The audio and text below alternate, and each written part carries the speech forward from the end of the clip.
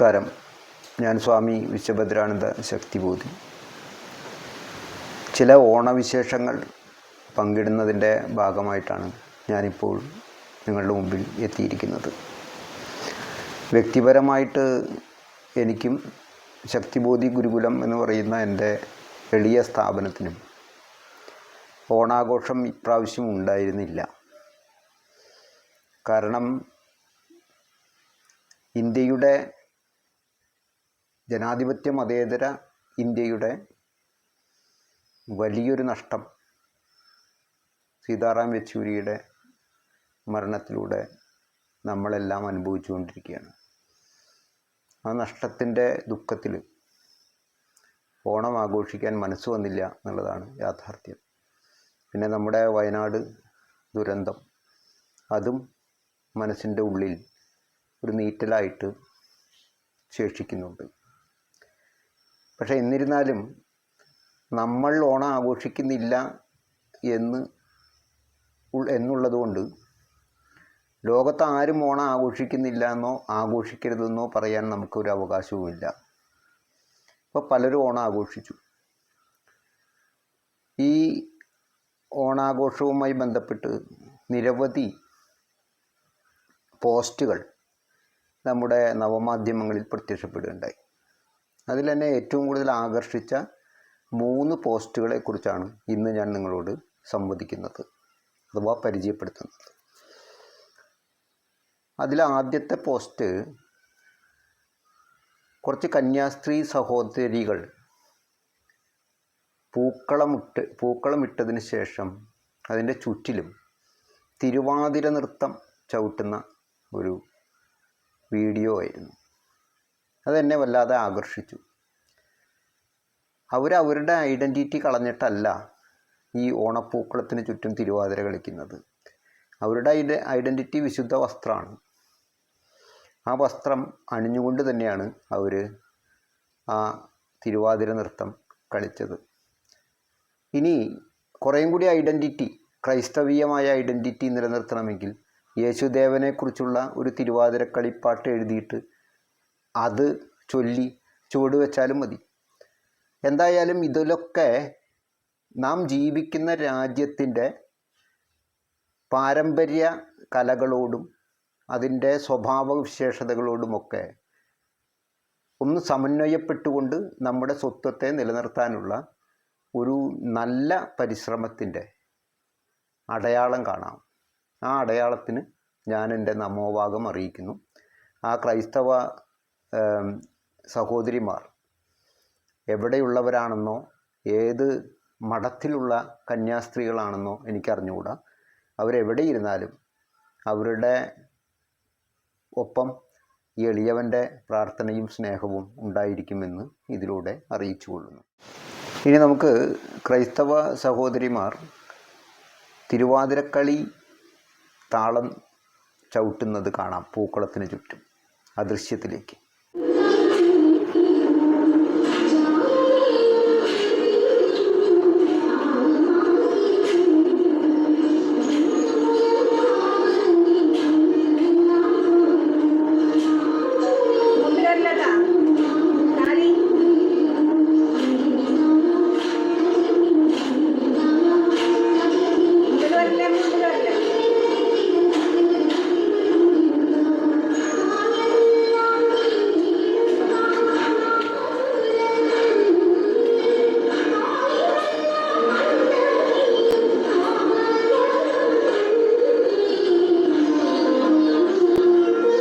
അടുത്തതായിട്ട് പറയാനുള്ള ഒരു വിശേഷം കിഴുന്നില, കടയ്ക്കൽ പ്രദേശത്തിനടുത്തുള്ള, കടയ്ക്കൽ എന്ന സ്ഥലത്തിനടുത്തുള്ള കിഴുന്നില എന്ന സ്ഥലത്തെ മുസ്ലിം ജമാഅത്ത് ഒരു നബിദിനാഘോഷ യാത്ര സംഘടിപ്പിക്കുകയുണ്ടായി. ആ യാത്രയ്ക്ക് അതേ പ്രദേശത്തെ ശ്രീധർമ്മ ശാസ്താ ക്ഷേത്രത്തിലെ മേൽശാന്തിയും ട്രസ്റ്റിമാരും മറ്റ് ക്ഷേത്ര ഭാരവാഹികളും നാട്ടുകാരും കൂടിയിട്ട് സ്വീകരണം നൽകി എന്നുള്ളതാണ്. ശ്രീധർമ്മശാസ്താ ക്ഷേത്രം ഇക്കഴിഞ്ഞ 25 വർഷമായിട്ട് നബിദിന ഘോഷയാത്രയ്ക്ക് സ്വീകരണം ഒരുക്കാറുണ്ട്. മധുരപലഹാരങ്ങൾ വിതരണം ചെയ്യുക, പായസം കൊടുക്കുക, ഇതൊക്കെയാണ് ചെയ്യുന്നത് സ്വീകരണം എന്ന പേരിൽ. ഇതൊക്കെ യഥാർത്ഥത്തിൽ നമ്മുടെ നാട്ടിലെ വിവിധ മതസ്ഥർ ജീവിക്കുന്ന ഒരു ബഹുസ്വര മതസ്ഥരുടെ നാടുകൂടിയായ ഇന്ത്യയിലെ ജനജീവിതത്തിൻ്റെ ഐക്യവും സ്നേഹവും ഊട്ടിയുറപ്പിക്കാൻ സഹായകമായ നടപടികളാണ്. നമ്മുടെ നാട്ടിൽ നവമാധ്യമങ്ങൾ വന്നതിന് ശേഷം വെറുപ്പ് വർദ്ധിപ്പിക്കാൻ വേണ്ടതിലേറെ ഉത്സാഹത്തോടു കൂടിയ ആസൂത്രിതമായ ശ്രമങ്ങൾ നടത്തുന്നുണ്ട്. ഒരു മതവും മറ്റൊരു മതവും തമ്മിൽ, ഒരു മതത്തിലെ തന്നെ രണ്ട് വിഭാഗങ്ങൾ തമ്മിൽ, മതങ്ങൾ തമ്മിൽ, എല്ലാ മതങ്ങളും ഒരുമിച്ച് മതേതരന്മാരോടുള്ള വിദ്വേഷം വർദ്ധിപ്പിക്കുന്നതിന്, ഇങ്ങനെയൊക്കെയുള്ള വിദ്വേഷ പ്രവർത്തനങ്ങൾ, വിദ്വേഷവർദ്ധനത്തിന് സഹായകമായ ആസൂത്രിത പ്രവർത്തനങ്ങൾ ഏതൊക്കെയോ മതരാഷ്ട്രവാദികളുടെയും മറ്റും അജണ്ടകളുടെ താല്പര്യമായിട്ട് നമ്മുടെ നാട്ടിൽ നടന്നു വരുന്നുണ്ട്. അപ്പോൾ ഇത്തരം ചില കാര്യങ്ങൾ, നബിദിനാഘോഷ യാത്രയ്ക്ക് അമ്പല കമ്മിറ്റി സ്വീകരണം നൽകുന്നു തുടങ്ങിയ വാർത്തകൾക്ക് വലിയ പ്രാധാന്യമുണ്ട്. അതിന് വലിയ പ്രോത്സാഹനം നൽകേണ്ടത് ഗാന്ധിയെയും നാരായണ ഗുരുവിനെയും ഒക്കെ ഉൾക്കൊള്ളുന്ന ഒരു ദേശഭക്തൻ്റെ കടമയാണ്. ആ നിലയിലാണ് ഞാൻ ഇക്കാര്യം ഇവിടെ പങ്കിടുന്നത്. ഈ ഓണനാളുകളിലെ മൂന്നാമത് എനിക്ക് ശ്രദ്ധേയമായ ഒരു കാര്യം, ഉസ്മാൻ തേലക്കാട് എന്ന് പറയുന്ന ഒരു സുഹൃത്ത് ഫേസ്ബുക്ക് എന്ന് പറയുന്ന നവമാധ്യമത്തിലൂടെ ഇസ്ലാം വിശ്വാസികൾ ഓണസദ്യ ഉണ്ണുമ്പോൾ പാലിക്കേണ്ട നിയമങ്ങൾ എന്ന പേരിൽ ഒരു കുറിപ്പ് എഴുതുകയുണ്ടായി.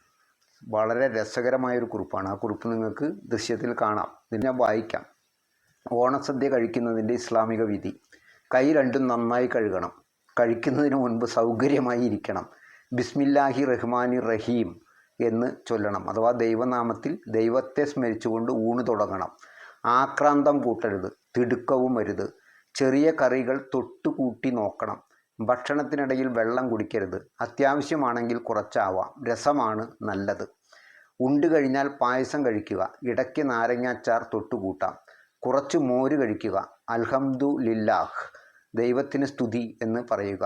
ക്ഷണിച്ച സുഹൃത്തിനോട്, വീട്ടുകാരോട് ഭക്ഷണത്തെക്കുറിച്ച് നല്ലത് പറയുക, നന്ദി പറയുക, ആശംസകൾ അറിയിക്കുക.